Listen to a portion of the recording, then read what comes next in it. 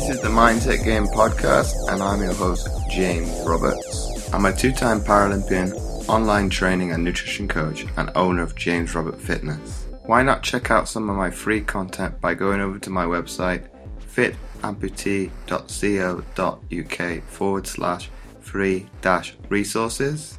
Each week on the Mindset Game podcast, we bring you an inspirational athlete, message, or expert talking about human optimization to teach you how to change the perception of your mindset and to become 1% better. Make sure to share this with your friends on your Instagram story, on Twitter, on Facebook. They can find this episode on Apple Podcasts, Spotify, or anywhere that they listen to podcasts by searching for Mindset Game Podcast. Get out of your comfort zone. I think it's too easy to exist a comfortable life without challenges, without issues, without problems, that you learn certain things that don't come from textbooks. So that's ironic, seeing as though, doing what I do, the majority comes from textbooks. But I was a kind of kid in school that would do anything to get out of reading in front of groups, like social anxiety, like massive issue and things like that. And it wasn't to the point where I was like, I have a message that I want to give people. I want to educate people. If I'm going to do that, I need to get over this anxiety of something that probably won't. In my mind, I'm thinking I'm going to start reading and I'm probably going to wet my pants or something. I don't know. It's like something crazy. Like, what? That's just never going to happen. But you just get these issues, these stresses about potential stressors, right? Just something that we've evolved to do. Without further ado, let's get into today's show. And on today's show, I've got Lee Bell and Paul Rimmer. So welcome onto the show, both of you. Hi, James. Thanks for having us on. Yeah, thanks for having us on. Really appreciate it. Look forward to chat with you and hopefully give some value to your listeners. So first of all, Lee, for those listeners that don't know a lot about you, can you kind of give a brief introduction of kind of where you've come from a strength and conditioning background and how you've kind of created your business with Paul? Sure. I'll give you a short and as abridged version as I possibly can. I've been involved in fitness now for over 20 years. I had my first job in the gym at 14, just kind of cleaning up and lifting weights when the managers weren't looking and that kind of thing. The rules were very different back then. I did my gym instructor at 16 and my PT at 18. And I've kind of lived that life and been immersed in that since. I did my initial degree at Sheffield Hallam University, and that was in sports science, with a very generic spread across different modules, so psychology, nutrition, physiology and such. And then kind of honed an interest, I think, more towards the education side of things. So I moved away from PT into delivering PT qualifications, so a lot of teaching, a lot of assessing around that, and to kind of gain a better understanding and underpinning knowledge, I did a master's in exercise physiology. When you deliver the PT modules, you invariably come across quite a range of people, and I really enjoyed delivering PT courses to undergraduates, so those who were already on a sports science course. And that kind of got me into associate lecturing, and now I'm a lecturer at Sheffield Hallam University. Not been there too long, been there a few months, but I deliver on a wide range of courses, ranging from level 4 all the way up to master's degree in strength and conditioning, physiology, little bits of nutrition, a full wide berth of things, really. And if I pose the same question to you now, Paul? Yeah, of course. So I'll reverse engineer this. Well, in some regards. So in terms of sports, I was kind of always playing sports competitively as a kid growing up. Football, rugby, a little bit of MMA and wrestling and stuff before it got really popular and cool. Went off to university to study a degree in health, exercise, and nutrition. It was during that degree that I actually met a very good friend of Lee's who we grew up with, a gentleman called David Stacker, who's a nutritionist. He's worked with a lot of pro boxers, fighters, stuff like that as well. After we graduated, me and David didn't know each other that well. We kind of sort of drifted apart and reconnected through Facebook several years later. And that's how me and Lee met. We just met for a coffee one day. We had some mutual interests. We started discussing about education within the fitness industry, people we'd love to listen to and to go and visit and stuff. And then we just kind of had this quasi-wacky idea of, well, why instead of going to them, why don't we bring them to us? And that is the literally sat around having a coffee. That's the founding moment of TRA Performance Education.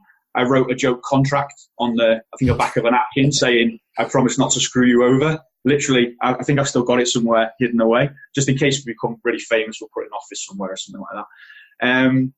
But in the meantime, between me having that association with David and several years later meeting up with Lee, I then went, after my degree, went and did a master's in sports injury and rehabilitation, which is a bit random from a nutrition background, but it was a bit of everything really. Then I went and did a PhD in healthcare sciences, which was biomechanics based.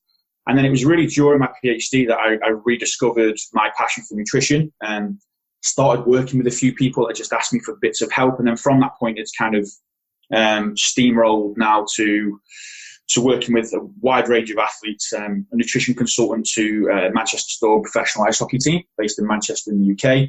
But along that journey, spent a bit of time out in the US and now work with a couple of Detroit Red Wings players. So your American audience will obviously recognise that as a sporting, a national sporting brand. So I've just literally got back from the US, so I spent some time out there as well. Got to hang out in the locker room with the Red Wings, meet some of the players, and see all their facilities, which are phenomenal. So yeah, that's kind of me really, and now I do a little bit of consultancy work with gyms, making educational stuff for their staff. Work with clients, and then do some kind of corporate wellbeing stuff as well. So delivering seminars, workshops, behaviour change type stuff in a sort of workplace environment. Okay. And what was kind of the initial idea behind setting up your education, well, we'll call them seminars and workshops in the in the north, predominantly in Sheffield, as opposed to what is probably generically the norm of having it, say more specifically in London? So I say that one, Paul. Yeah, go for it, mate. Yeah, so I guess from my perspective in teaching personal trainers for what has been probably the best part of 10 years is identifying after they move into industry where the lack of education routes exist. So there seemed to be a huge gap between coming out of what is classed technically in terms of like the layering of qualification structure at an A level, which is what the PT is, level 3, to then what would be the next route up, which would be a degree at level 5, and technically kind of non-specific for personal trainers unless you're moving into athletic populations or really down the health line. So a lot of PTs coming back to me after qualifications and kind of saying, like, I really want to learn something, but I don't know what I want to learn. I don't know who I want to learn from. There's so many people online. I don't know who to listen to, who's right, who's wrong, who you should stay away from. And that was the initial kind of conversation, and which was a really good meeting with Paul when we first met. And we talked about who is it that we would want to listen to? Who would we want to see if we were going to learn something? So essentially, I think, on the other side of that napkin, Paul, we wrote a list, didn't we, of all the people we respect in industry and who we really value, and those kind of people that we would literally fly around the world to listen to. So we made that list. We then kind of costed it all out. So if we were going to go on a 12-month tour and kind of listen and watch all these people, how much would it cost? And as you can imagine, it's quite expensive. So we looked into, well, we can identify a gap in the north of England particularly. There's a lot of things going down south, but what's happening in the north of England, essentially not much. There's no face-to-face seminars. And the great thing about face-to-face seminars, what you don't get from online is interaction and networking. And there's a big value to that. So we just put the feelers out. We got in touch with some friends of ours, some of the world-renowned speakers in various sectors of their industry, just tentatively putting messages out saying, would you be interested to come into Sheffield? We've got a great venue at the university. Would it work for you? And I think because of the credentials that Paul and I have, and I don't say that egotistically, but kind of the experiences and qualifications that we have, a lot of these experts realised that we were legitimate, we were kosher, we were doing it for the right reasons. It wasn't all profit-driven. It was just about an experience for people that were attending. And we just kind of went on a whim and we just booked these people in and gambled, literally gambled on it. And it's worked really well, and we've enjoyed the last 12 months, which seems like we've been doing it longer, but it's been exactly 12 months since our first seminar. I don't know if the feeling like it's gone on for longer is a good thing or a bad thing at this point. Yeah. Hard to know. So isn't it time flies when you're having fun? But I don't know, the opposite way. So yeah, I mean, I just like mirror those sentiments really. And obviously the first speaker we had, we aimed big. We didn't just go creep out the gate. And I think if we'd have done that, it may have put us off because, you know, we don't have a massive market exposure as names in the fitness industry mainly aren't massively well known. You know, but we were fortunate enough to know people who people might consider to be influencers in the industry. So I'd interacted with these people through various social media channels. I mean, Facebook can be used for great evil, but it's also a very great tool in terms of interaction with these people and sort of putting your hand up and going, look, I'm not an idiot, you know, can we be friends type stuff. And it was, so our first event was with Brad Schoenfeld. So we didn't mess around in terms of going for big names. I'd never organised a conference or a seminar before. Lee hadn't. Didn't know what to expect in terms of, you know, I've never booked a flight for anyone else but myself. So it was kind of, you know, a bit of a thrown in at the deep end. And yeah, it's been a cool learning curve, and we've sort of realised, you know, we've made some mistakes along the way, which is what you've got to do. But the important thing is that you kind of learn from those mistakes. And actually, I think for any business in its kind of first formative year, to not be losing money is a massively positive thing. And I think the reason that it works well, and I think a lot of people who try and do this, who try and monetize these seminars, they think that they're going to make loads of money from it. They think they're going to sell hundreds and hundreds of tickets and they're going to make loads of money. The reality is, and it's something that sometimes you have to remind yourself when you're in a business because you can get drawn in by the money, is actually Lee's got his own consultancy stuff going on, his content and, you know, some of the consultancy stuff he does. I've got my own things going on which supports me financially. So this is it's not even a vanity pursuit. It's pretty much the opposite of that, really. It's a pursuit in terms of actually neither of us really get a chance to educate ourselves as much as we'd like anymore because we're just busy doing things.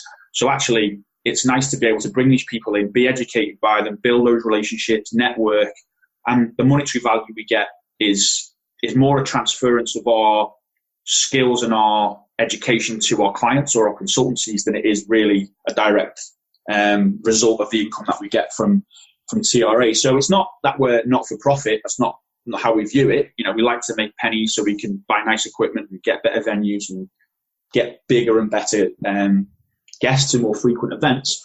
But, you know, it's not a money driven endeavor. And I think when people go into it with that mindset, that's why if you look at a lot of the promotion companies as well, if that's what you do, I think people would be in for a bit of a rude awakening if they think, oh, well, this sounds like a good idea. It sounds dead easy. We're going to make tens of thousands of pounds a year. It's not what happens out of this, I'm afraid. But to ask both of you, what was the law to happen in Sheffield per se to say Manchester, which is more of a obviously an airport hub, so it'd be easier for the likes of guests from say continental Europe and some of the areas of the United States is easier to get to. They don't then have to transfer from Manchester or obviously Gatwick or Heathrow down south to be able to get up to Sheffield. I'll get that one, mate, and I'll let you talk the rest of the podcast then. The answer was simple, really. It was convenience. So it might not be inconvenient for those guys as such, but we had good relationships with Sheffield Hallam already through Lee. I'd studied there as well. That's where I did my master's, and we never crossed paths at that time either. So, you know, I knew the location, knew the venue, knew the facilities, knew the area. I was living in Leeds at the time. Leeds from Sheffield. So in terms of logistics and trying to keep costing down initially, because we were a bit worried about, yes, we didn't want to make a ton of money, but we also didn't want to lose bucket loads. And then from that as well, we've been really fortunate with Sheffield Hallam because they've really supported us. We've got good connections there. And this was prior to Lee lecturing there as well. So it kind of made sense that, yes, it might be a slight inconvenience for some people, but as far as how it made sense for us and the population of people immediately around us. So if we're trying to sell tickets to an event, particularly the smaller ones or the events that we've run, which, you know, are ourselves talking or people who might not have the reputation, we're heavily reliant on the people who've been loyal to us and supported our careers so far, which are the trainers that Lee's taught, the trainers that Lee's taught that I'd gone on and mentored in some way in terms of nutrition or whatever it is. So, you know, there's an element there of of loyalty to those guys, where we're not just going to say, well, you guys are from Sheffield, Leeds, that area, right? Well, now you've got to travel over to Manchester to come and see this person speak. When, you know, it's less of an inconvenience for us to get them, to put them on, you know, go and pick them up or put them on a train or fly them into a different airport and have that as well. So yes, it was done for a little bit of convenience, but it's also done partly because the original ethos was, we want to bring people to the people that we know would appreciate this, and those people were in and around the sort of, you know, West Yorkshire, South Yorkshire area. Probably a follow-on question to that would be, what benefit do, obviously, the undergraduates, the postgraduate students of Sheffield Hallam, and maybe to some degree the University of Sheffield, are they able to tap into those resources and come along? And does the university, to some extent, pay some of the costs to be able to come to those workshops and seminars to be able to give a little bit extra to their students? There is an element of enrichment for undergrads and postgrads. So we offer free places to anyone that's a current Hallam student, which I kind of think highlights the non-financial driven incentives of what TRA is. I sit in a funny position where I own, or co-own, Paul, a business, an external business to the university, but I'm also involved as a member of staff at the university. So as much as there's potential for conflicts of interest, where that business TRA sits is that we essentially rent Sheffield Hallam as a facility, which is a world-class facility, if I'm being honest. The strength and conditioning and laboratories and classrooms are absolutely world-class, but yet we offer them, in return for allowing us to be involved with them, free access to their students. And the benefit of that for students, and this is where potentially I sometimes have to work quite hard with the students to say, this is not just another lecture that you can attend. You know, this is someone that is pioneering within their own sector of the industry, which you won't necessarily learn from a curriculum. So, for example, we had Lauren Bannock over. Lauren's fantastic academically, as a practitioner, phenomenal. He came and did a talk about evidence-based practice, but also how that's helped to lead his career to where he is. So, in essence, it's not just learning about academic knowledge or industry knowledge, but it's also guiding students and other people that attend for particular routes within career, how to carve out niches and how to learn from the mistakes other people have made as well. Well, that's invaluable, really. Oh, most definitely, yeah. It's just trying to get the students to see that sometimes can be challenging, because they, like Lee said, they may perceive it as being just another sit down, be talked at by someone who's got the title doctor. The novelty factor isn't there for them. But, you know, there's certain speakers where people do get excited about it. But just to kind of answer the other part of that question, so no, we don't receive any financial support from the university. It's logistical, is how I would phrase it, to an extent. But yeah, it's not a financial thing. We're not affiliated with. I don't know if Lee has, but I've not signed anything with the university in terms of contracts and stuff as well. So this would be mega awkward if I had. Yeah. This could turn into a really yeah. I can categorically say no, I haven't. All right, that's all right. So yeah, it's you know, it's not to say that we're always going to be at Sheffield either. I mean, we will always run events there, but it's not to say that if an opportunity came over to say take one of our speakers to a different part of the country. You know, so if anyone wanted to reach out to us and say, well, actually, we don't understand the logistics, we're a bit fearful of this, but we've got a venue, you know, can we work on a deal with you guys where you do the promotion, you do the logistical stuff, and we can provide a venue in some free places? You know, we're open to that. We're not protectionist in what we do. We're in the process of having several working relationships with other people who do kind of similar stuff, so that we can we can put the best value to both people who want to come and visit because we've got more locations, but actually, because it's not massive amounts of profit to be made, we can kind of split costs and maximise the potential of that as well by building these relationships. So we're not one of these people who, if we get approached about running events or hosting events in conjunction with other people, that we're like, no, we're not doing that. You know, it's our business. You know, my precious, go full Gollum on them. We're quite happily, with people who approach us with a respectful suggestion and just don't expect us to do all the donkey work for them and then just take all the money. Then, you know, we listen to those kind of people as well. I think you raised a good point there, Paul. I think that's probably, how would I term this? demonistic side of obviously the industry, because it is so cutthroat to start off with. You kind of lose that perspective. It's like, well, I'm taught from day one to be in it for myself, and you kind of lose sight of those networks, which in essence, and this is one in itself, is the relationship. As Lee was mentioning before we came on air, me and him have spoken for months, be it from a social media perspective. This is the first time we've spoken face to face. So it's having that inclination and a sense of get up and go and not be afraid to try something new, where I think, but maybe when we go into the industry to start off for the right reasons and why we get qualified to come into the industry, we are at that level footing. But I think once you're thrust into that gym environment, it's like, well, I'm going to do everything and anything to make my business successful. Mm-hmm. And I think there's an element of that. You're dead right. And there's that element, and it's almost it's quite a negative mix of, being competitive, being self-employed, needing to earn money to put food on the table, and an industry that is largely, and hopefully it's going to change, but largely based around insecurity. So you've got a lot of people who are, if they put an opinion out there, they'll get shouted down at, and they become insecure about their own opinions. It's very rare you see a reasoned debate within the fitness industry about a specific topic. It resorts to name calling, that sort of thing, which means it's very difficult for people to put themselves out there, and they do become quite defensive, insecure, and there's a competitiveness to that as well.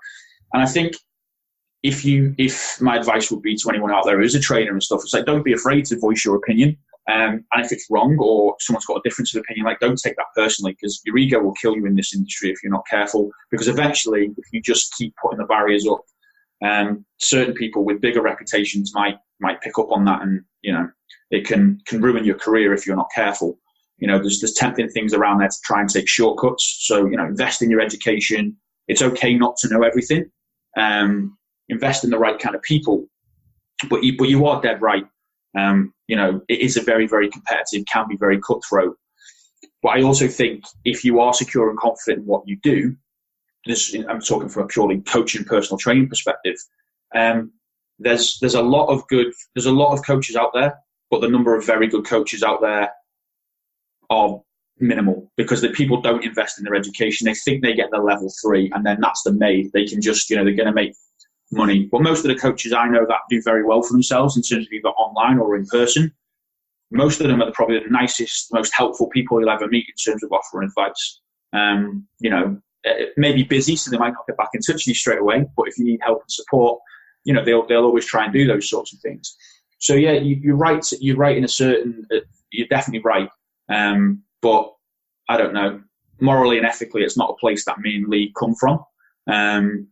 We don't particularly, if we disagree with someone's business morals and ethics, we just won't work with them. It doesn't mean that we're going to just go out and start trying to build a reputation by slagging them off on social media to make ourselves look better. It's just not the way we do things. And I don't know if that's because we've kind of come into this. I mean, we're both academics of sorts. So it means that we have to be a bit more guarded about what we say.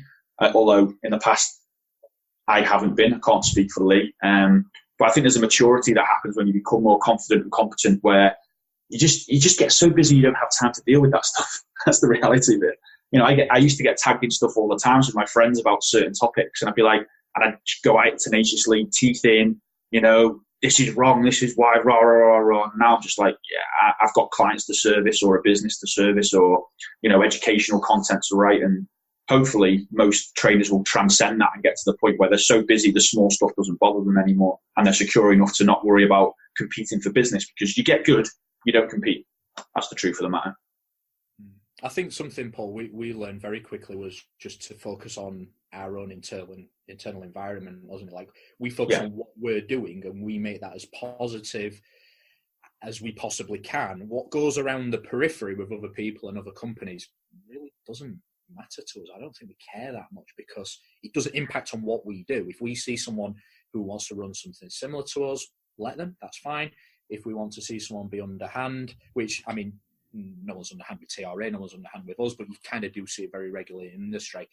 Let's not focus on it. We just focus on what we're doing, blank everything else out, build a company based around education and positivity, and kind of not feel that it's necessary to get bogged down in, like you said, Paul, some of these endless threads of arguments where there's no conclusion, no one wins, no one gains. It just brings you down. And I think, yeah, we are mature. Are we the same age? I think we're the same age. I'm old. How old are you? I think we just... I'm 37, mate. All right, yeah, we're the same age, that's fine. You just look older. So we have learned that... we've just learned, I think, just to be objective in what we do, be as helpful as what we possibly can to as many people as we can, and as syrupy as that sounds, that is the ethos of TRA. And, you know, to take I know you're big into your mindset stuff as well, and to take a kind of stoic approach to it, you can only control what you can control. It's wasted energy to worry about what anybody else is doing, you know? And if they're spending negative energy on you, then you're kind of winning, realistically, because they're not focusing on what they should be doing to progress their careers or their business or whatever it is. So as someone who's reactionary and who can be rageful, as I've kind of got older and mellowed a little bit, been a bit more sort of stoic in my belief systems, and I think I commented on what you said, a meme, like Marcus Aurelius meme a while ago, and I commented on that about, you know, it's I can't even remember what it was now as well, but it's kind of like, you know, I read a lot of that kind of stoic philosophy and stuff, and definitely, if anyone out there is interested in kind of mindset-related stuff, which they obviously are because they're listening to you, but a kind of stoic approach to control what you can control. If you can't control it, try your best not to worry about it as you can. That's kind of, you know, that's the kind of approach that I take. Lee's rageful, like he's always yelling at me for doing things. Yeah, and I just read about muscles. That's it, like nothing else. Yeah. Yeah, but Lee, you would do it in a different sense, because obviously with your strength and conditioning background, and probably my background from sport to some degree, is I can go either direction. Okay, I could pick up a book and do self-development. What's the other one? But we'll talk about that in terms of self-development, or I could hit the gym to get that frustration out. So I coined it in a previous episode I did. As we're recording this, I spoke to a musician, and his release was obviously doing basketball. He had a love for it as a youngster, but didn't see it as a future career.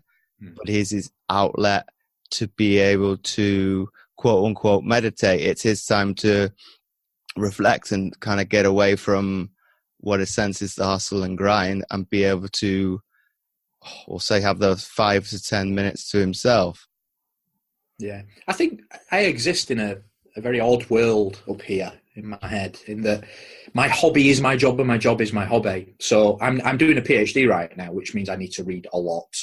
I'm lucky in that I will read all day for what would be PhD purposes. Mm-hmm. In an evening, I will read related stuff to the PhD for fun. And that's really sad and really nerdy, but that's the world that I exist in. So I'm quite lucky in that my relaxation is related to what I do for my occupation. But I think that's a good thing, because that's something you're able to pass down for the better, depending on how the student wants to take on that information. That's going to very much come down to the individual, or what they want to take on board. But it's soaking that up and being, in essence, as close to it as you were as a child or as a youngster, where it's very easily to be absorb information. Obviously, yeah, definitely. Yeah, I mean, don't get me wrong, I've tried the Andy McNabb and the Wilbur Smith and the action novels and things like that. It doesn't do it for me. But yeah, I mean, music is my chill out. And I think if Noel ever wants to get Oasis together and he wants me to fill in for Liam, like, I'll drop TRA like tomorrow. Paul, you put that on record, mate. I don't care. I'm straight there. But yeah, music's my thing. But yeah, I'm just lucky, I think, in that I love what I do. I'm passionate about it. You know, I met Paul who shares that passion as well, and I think that's the driver behind TRA, is that, again, it's not the profit that comes with it, it's the ride, it's the journey, the positivity that comes through that.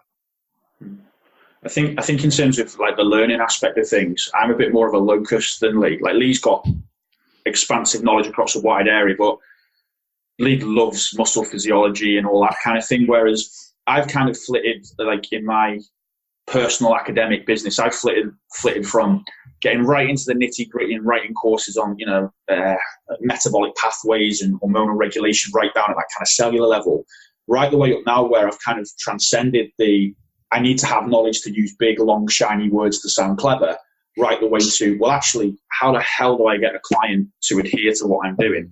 Not, you can talk about mechanistic stuff all you want, and don't worry, it's great, and it's fascinating, and it's good to know that and have those underpinnings, because, the cell leads up to the organism eventually, hopefully. But that kind of mindset stuff is really fascinating, and something I'm increasingly looking at is we talk about individuals when we're working, but actually how do you create a positive mindset towards nutrition and training within a team setting? Because the assumption is that an athlete is some robot that just does, and is nutrition's amazing, and they train hard and they look after themselves. And I can see you shaking your head because I know you're an athlete, so that's not always the case. Uh-huh. So actually what fascinates me now is trying to take some of these, take some of these kind of ideas that we use with individual stuff, individual counselling, like cognitive behavioural therapy. We were lucky enough to have Gary Mendoza come and deliver a few seminars. It was fascinating excellence. Of everything we've done, I think personally as a professional, that's the thing I've taken the most value from. But even now, working in a team setting, which is, they are professional athletes, but they're not what you would call, they're not, the pressure of them isn't to be a top level athlete where, that media scrutiny is on there. So they get away with a little bit more than they would do normally. But what's fascinating is it's taken my reading away from mechanistic stuff now to looking at, well, actually, if you've got a team culture of poor eating or poor training, well, how do we rectify an entire team culture? So I've gone right the way the other end of the spectrum, where I'm looking at a lot of research into kind of like sexual health and things like that, and like AIDS prevention, because of peer-led intervention is important for that. So it's how do you, trying to identify people within the team who set that culture for the coming seasons or within that, and how do you get those to deliver your message and stuff as well. So, I'm like a bit of an academic locust in that sense. It's like, I've done some biomechanics stuff. So my PhD was mostly in, done some sports injury, done some nutrition. And it's, I kind of like to float around a bit. And then I started as a content writer because that was paying the bills, a bit of nutrition stuff on the side. Now it's like I've got 2 performance labs, doing some team stuff, some consultancy work. So, yeah, Lee's got a lot more focus and attention than I have. And I think that's why we kind of work well together, because he kind of pulls me back in with things we've agreed to do that I've gone in and I've gone, yeah, I'll sort that. And it doesn't happen. So Lee's a lot more methodical than I am. He suits the research environment better than I do, I think. No comment. No comment. What I will add is, and this is probably for the listeners that are maybe on or coming towards the end of the sports science degree, is that Paul and I, going back as much as 12 months ago, we're essentially doing the same job. We were both content writers. So we were basically writing fitness-related content either for websites or then to sell to websites. So it was either commissioned or we were trying to sell it. Within the space of 12 months, and we've come from the same background, we've gone like this. I've gone really down the mechanistic stuff. That's what I love. That's where I'm comfortable. Paul's gone into the real world of coaching, actually dealing with people. I'm not. I'm dealing with textbooks and laboratories and things like that. And this is the beauty of fitness and the beauty of sports science, is that where you end up can be led by your passion, it can be led by your knowledge, and it can be led by your need for revenue if you want it to be. I don't know what the longevity is behind that, but we all start in the same position, but we kind of grow and we learn as we go along. And yeah, we run the same company. I think that has value because we do have these coffee meetings where we can discuss certain situations and put our own slants and leanings on it. And people like Gary, I got a lot from that, but I would get something different to what Paul would, to what someone else would, and someone else would. And again, sports science is just cool, isn't it? In the loosest possible sense of the word cool, but cool. I love it. Thank you, mate. Yeah, I'll back you up on that one. But I'll add my 2 cents to that as well. I think for me, coming into the fitness industry, I did it the other way around. I did my degree first and did sports science.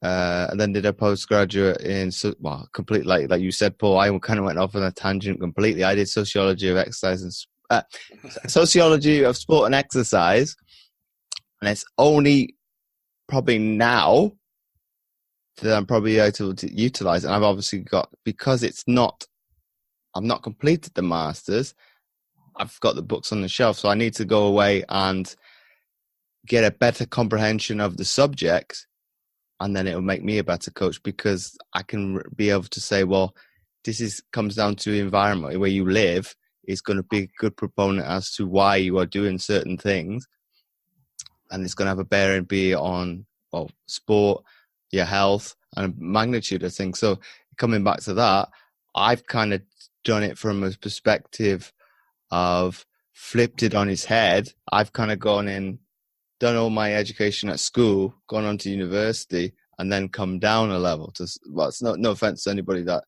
obviously doing their level 2 or level 3. I've done it the other way around, where it was very, I'm not going to say easy, but it was easier than, say, somebody that doesn't have the background. That when I picked up the level 3 textbook I did my course with the training room. It was, well, okay, this is still in my subconscious. I did this at university. Let's do the stuff I can't remember and revise that. And when it comes to the exam, okay, I can't remember what I got. I think I got a quite high percentage. People say, oh, well done for that. It's like, well, that's luck, because it's multiple choice. The luxury of, okay, I may have got an easier exam than, say, somebody else in the room. So it's the luck of the draw for that. I had a lot of experience to go back, to fall back upon, be it from the educational standpoint, but also being an athlete as well. I'm able to utilize that when it comes to it. So I kind of put the axe to the grind when the company said to me, well, you have to do your level 2 as well, because I'd already done it previously. It's like, well, we won't recognize that. You have to do it anyway. I was very frustrated by that, but that's a different story altogether. It's like, well, okay, I will. And I've been very much, when other things have said, oh, you've got to do this to tick a box. Okay, I'll tick your box and we will move forward. And then when it comes to it, we'll progress from there. But that's my 2 cents. It's like, well, you don't have to necessarily go from school into personal training. You could go on to further education and then come back to it. And then you probably have a broader sense of the topic. And then as probably, well, I did sports science at undergraduate as well. It's night and day. And what we now, I'm almost a decade removed from when I did mine. Obviously, it might be slightly a bit more for you two, but you put it to probably a supermarket sense, where they're trying to offer as much as they can to stand out as an institution to get you to go. So I think, what is it now, Lee? Most undergraduate programs are going to do some sense of strength conditioning at undergraduate, whereas back in when I did it, you were going to do it at postgraduate before you even saw it. Yeah, there has been a downward filtration of S&C related modules into undergraduate, which I think is a good thing. I think at undergraduate, you need to get a flavour of as much as you possibly can.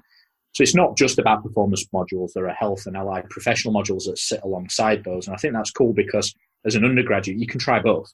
You can work out what your passion is, what you enjoy, and then from there, that's when postgraduate gets very, very specialised.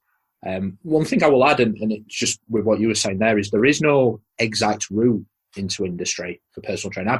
I'm talking about getting into personal training, into coaching, because that's my background.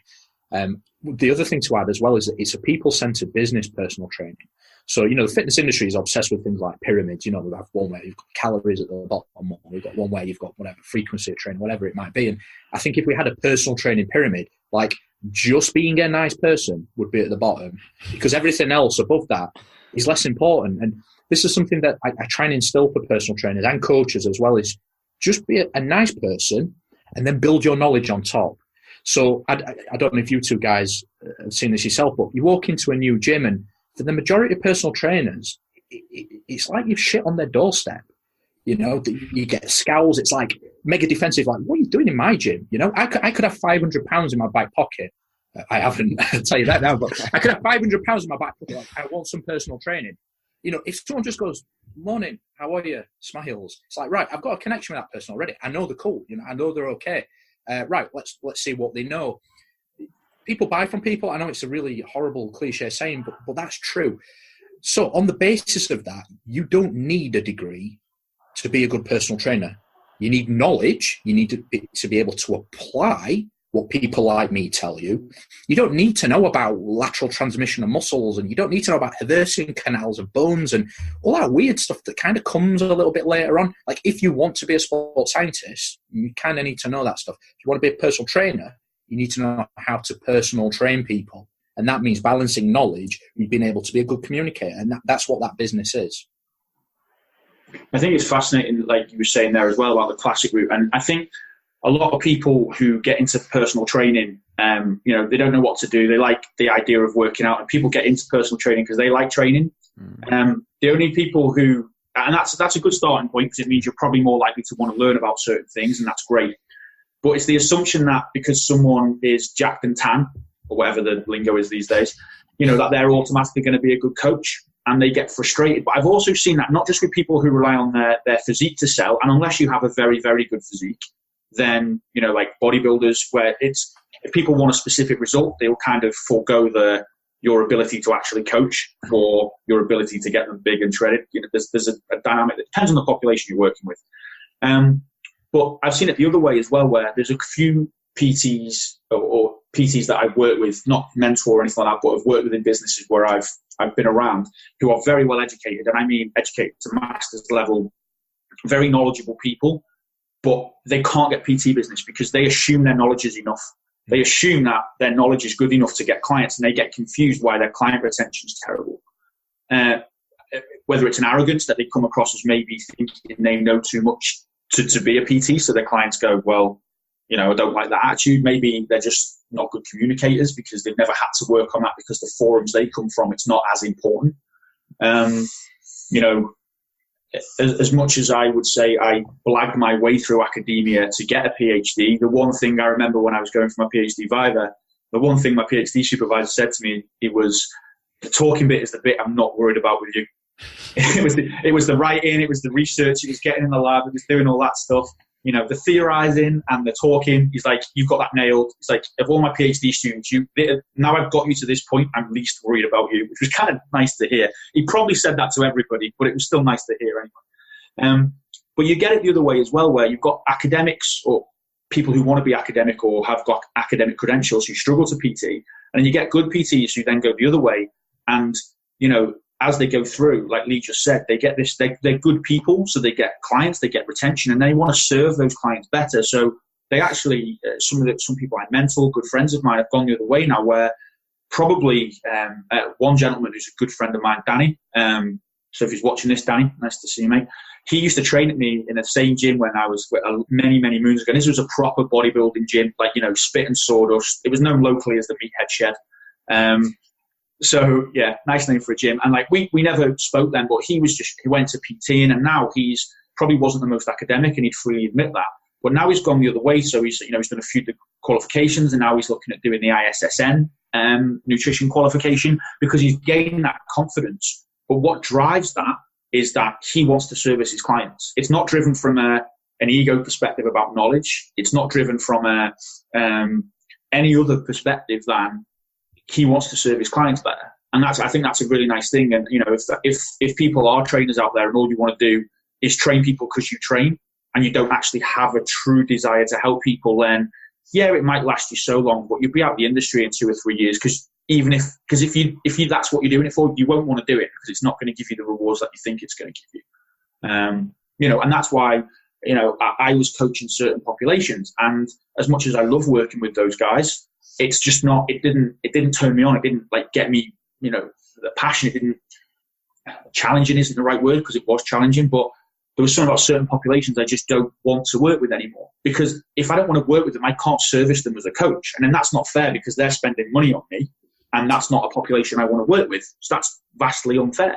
So, I think sometimes we have to have a bit of self-honesty and not just grab money off people, because we need to do in business, we need to do things that we're passionate about. Hopefully that will make us money. And if you can align those two things, like Lee's done with a lot of what he does and what I do most of the time, then, it works out better for you in the long run, physically, mentally, and financially. But then moving on to probably my next point for you guys, obviously with us talking about TRA now, this is probably a good pointed question to ask. What are some of the upcoming events that you've got in the pipeline, or more specifically, ones that you would like people to know about from a non-sales perspective? I'm probably not worded that question very well. Yeah, I know what you mean. I know what you're getting at. So we have the next big name we have. So NSCA Personal Trainer of the Year multiple times is Nick Tomanello. So we're flying him over from the US. So we're doing a 2-day thing with Sheffield with him on the 23rd and 24th of February. Don't want to make this too salesy. And then we've got a couple of names lined up, but we don't want to announce anything until contracts are signed, because these things can come bite you in the ass. So yeah, we've got some things lined up in May. On a personal level, myself and Lee are actually speaking in Dublin. When is it, Lee? I've got no idea. You know diaries. In March. I think it's 23rd. 23rd. See, I don't even know what weekend I'm where. This is why I need Lee around me. He just tells me where. This is very true. Yeah. I spend a lot. Lee just sits there all day. That's his little, he goes between there and university, and that's it. I just buzz around all over the place. So I don't know whether I'm coming or going. Sorry, go on. I was just going to say, we've been invited. So the reason why we're over in Dublin is we're speaking at University College Dublin on behalf of our friend David Nolan, who runs Synapse Performance. He's running a fantastic looking event, all based around coaching development. So for new PTs, new coaches, just to kind of get experiences from us who have all come from different backgrounds. Our good friend Arthur Lynch, he is also talking. He works for Sigma Nutrition and also works at City Gym as well as Garben, who also works for Sigma Nutrition and I believe owns or runs City Gym in Limerick. So we're delighted that we've been invited to go and speak with those guys and probably enjoy a Guinness or two afterwards and a long flight home. So that'll be a cool event. So if anyone is out that way, then come along. It'd be good to see you there. And we're looking forward to it. And I think, we talk about benefits of owning a business and TRA not being profit driven, but I think we've got a lot of benefit indirectly from TRA in that, like Paul said right at the beginning of this podcast, not a lot of people in fitness know who we are because we're not really that driven to build our own brands as such. We're happy doing what we do in the background, but we are kind of emerging now as names to the point of, we spoke at Body Power last year, which was pretty cool, although very strange from, I'm used to teaching in air-conditioned, silent classrooms. Body Power is completely different. Lots of lights, lots of house music, lots of half-naked people walking around. Very off-putting when you're trying to talk around what do we do, like menstrual cycles. Female health and menstrual cycle impacts on like training and nutrition, and then you've got the people before that was like a posing coach who just had like women in bikinis walking up and down. It's like, is this the same message on this stage you're trying to get across? It was a bit surreal, really. Yeah, it was cool, but yeah. So that's. Sorry, mate. I was going to say that's where we've benefited, is that we're just enjoying it, and we're kind of getting these indirect benefits, like getting invited to really cool projects like this, and being invited to co-author papers. We've actually got our first paper coming out hopefully soon, haven't we? Yeah. In February, I think it's up for second peer review. It'll not be a TRA paper, but it'll be the first time that Paul and I have appeared on an academic paper together, although we've published individually on our own merits. So that'll be cool. So it's just like kind of really weird stuff that we do. It's the connection side of things as well. So even from like a selfish personal perspective, if I was applying to get on a certain board, like a certain association, which you talk about this idea of qualifications you mentioned before, and like sometimes you've got to jump through hoops and it can kind of be a bit frustrating.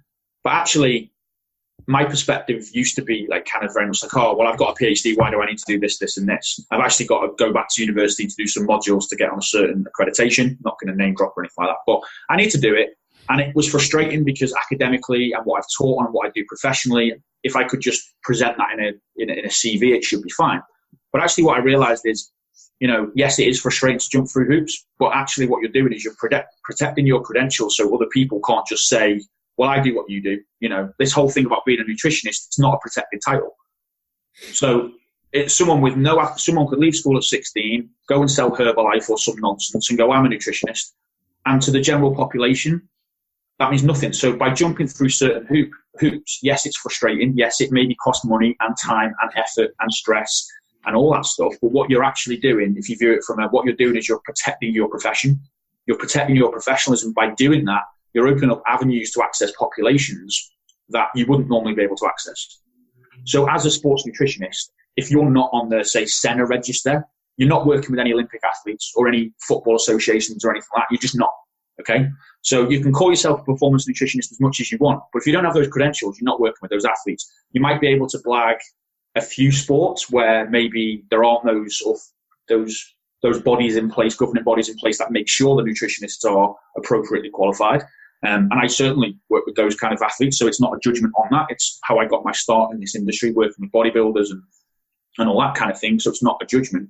But if you want to separate yourself from the herd, then a certain level of accreditation helps with that, because it used to, you've got a piece of paper to wave in people's faces and say, look, actually, I have the academic and practical experience to back up my Instagram page or my business page. So from that perspective, TRA has given us those connections as well, so that we've actually got, kind of not insider information, but if we need connections within that as well, from a selfish personal development, we get the best advice, almost kind of free mentoring from it because of the people that we've met. So if I've got any questions about performance nutrition or accessing that market, I can drop Lauren a message or Gary Mendoza a message and just say, oh, what's your opinion on this? So even attending these things gives you those opportunities as well, regardless of whether you sit there and just go, this is over my head. Meeting those people is a beautiful thing, because most of them, all of them actually, I think everyone we've had is pretty cool if you just reach out to them, and if they've got the time, they'll speak to you.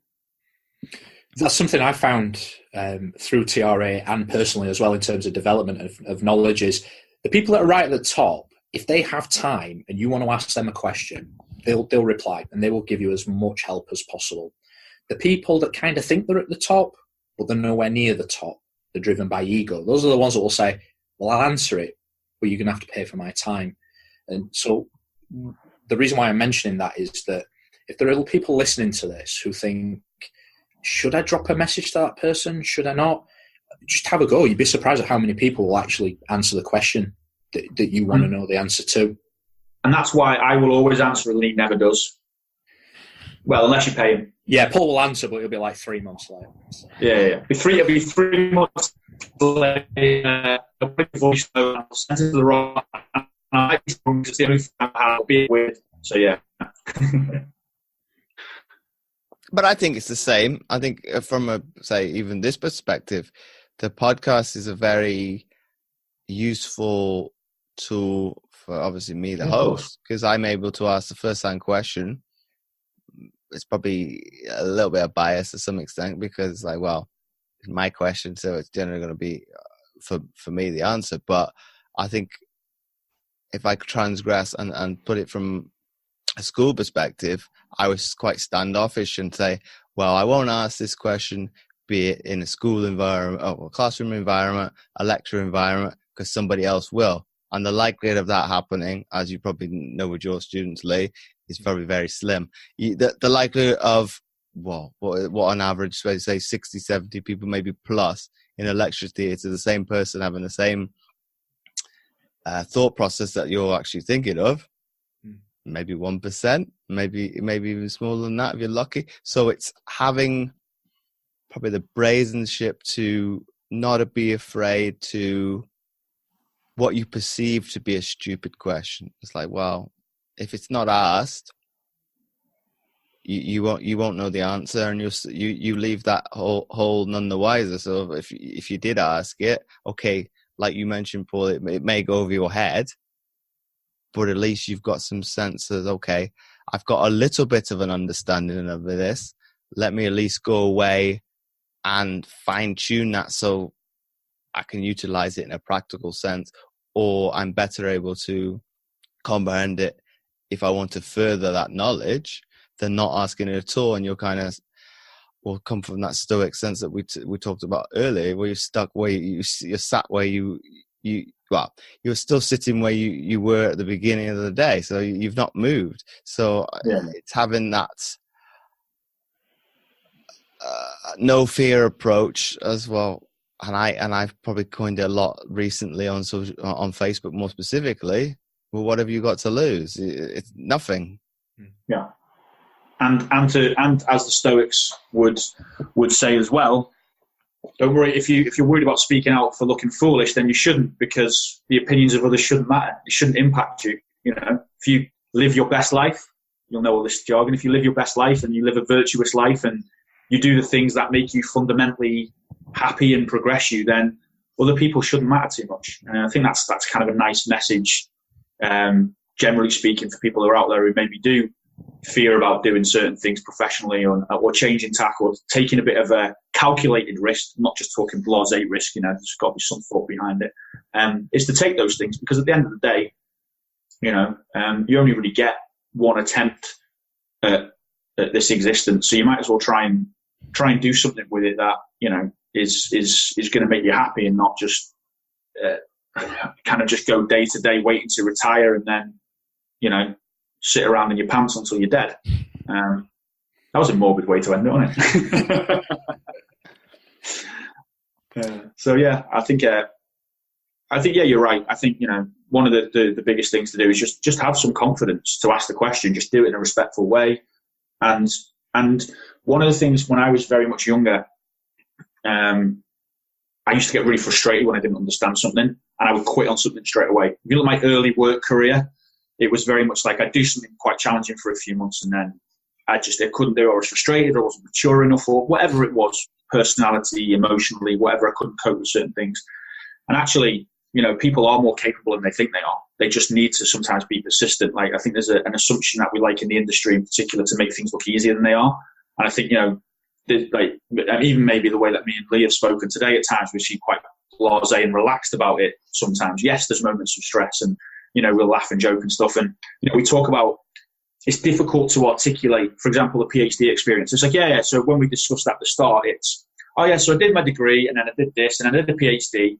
And then that doesn't explain that process of not just what I learned academically, but what I learned about myself. And people go, oh, well, it's easy for you now because you've got a doctorate, so clients will want to work with you because you've got the PhD. And it's like, okay, you have no frame of reference of what that took out of me, not just in terms of academically how hard it was, but a lot of stuff that was going on. You know, everyone has that personal stuff to work through and all that kind of thing. So, yeah, I think it's very easy to kind of, as an outsider, to kind of look and think, I can't do that, or that's easy. And then when it gets hard, just quit. When actually what you need to do is just knuckle down, double down on your efforts, and ask for help when you need to. As long as you have the critical thinking skills to know that the advice that you're getting is for your benefit and not to line someone else's pocket, which again, you know, is can be an issue in the industry as well. And I think, well, you probably answered my penultimate question anyway, Paul. So I'll ask it to you, Lee. If you wanted to get somebody to either change or challenge their perception of their mindset, how would you get them to do that? Get out of your comfort zone. I think it's too easy to exist a comfortable life without challenges, without issues, without problems. That you learn certain things that don't come from textbooks. So that's ironic, seeing as you know, doing what I do, the majority comes from textbooks. But I was a kind of kid in school that would do anything to get out of reading in front of groups, like social anxiety, like massive issue and things like that. And it wasn't to the point where I was like, I have a message that I want to give people. I want to educate people. If I'm going to do that, I need to get over this anxiety of something that probably won't. In my mind, I'm thinking I'm going to start reading and I'm probably going to wet my pants or something. I don't know. It's like something crazy. Like, what? That's just never going to happen. But you just get these issues, these stresses about potential stressors, right? Which is something that we've evolved to do. It wasn't until I actually went, you know what, right? I'm going to go and do my assessor's course for personal training. I'm going to go and do my teaching course. I'm just going to get in a group of people and I'm going to talk and I'm going to see what happens. And if my throat gets dry, if I pass out, if something bad happens, you know what, like, at least I've tried it rather than worrying about something that might never happen. Luckily for me, I seem to be okay at talking. So it's worked out all right. But if I'd have not got out of my comfort zone, I would have never known that. So that's my mindset kind of tip, is just to try something. If it doesn't work, you learn from it, because I have made many mistakes in my life. All right, we'll keep that off the podcast. But there's certain things that have worked in my benefit because I've tried it. And my final question to you both before we wrap up the episode, if you had to summarize what we've been speaking about today into one sentence for people to take away, what would that be? And who wants to go first on that one? Go on, Paul. Oh, cheers, mate. Thanks for that. I would say today we've talked about the different pathways that you can be successful within the fitness industry, and you don't necessarily need to come from an academic background or be particularly academically interested to be a good coach. We've talked a little bit about how networking and taking opportunities to educate yourself has benefits for both clients, you personally, and for your business. And then I think we flirted a little bit with some mindset stuff about not, having confidence and not trying to be a negative person within the industry, and that being a more positive thing for yourself rather than being pulled into the pettiness that can sometimes take place, and focusing your energy instead on your business, yourself and your clients, as opposed to focusing your energy on trying to be a Facebook keyboard warrior. That's a long sentence. That's all right. I'm just like, keep talking. We said this at the start. I can't do one sentence answers. You know this. That's why you're going last, Lee. Yeah, I can't do it. Mate, that's why I wanted you to go first, because I knew you'd talk for a while. It gives me more time to think of something. I know. So I will leave you with this one, and that would be in coaching that knowledge is useless unless you can apply it to your clients. I think that's a great one to finish on, Lee. So once again, Lee and Paul, thanks again for coming on the Mindset Game podcast. Thank you very much for having us on. Really enjoyed it. Was it? Yeah, a bit different to what we normally talk about, but that's pretty cool. It's nice to have a different discussion. Oh, the pleasure's been all mine.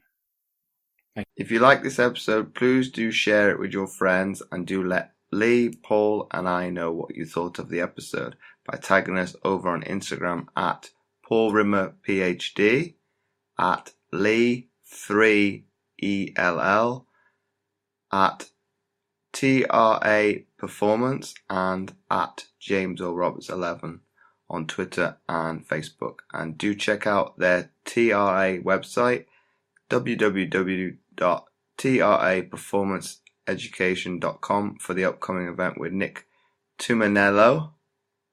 And again, do check out my free content at fitamputee.co.uk/free-resources. Make sure to check out those links. They will be in the description. You can find all the show notes at mindsetgame.lipsim.com under the category fitness. Once again, thanks for listening, and I'll catch you again next time for another episode of the Mindset Game podcast.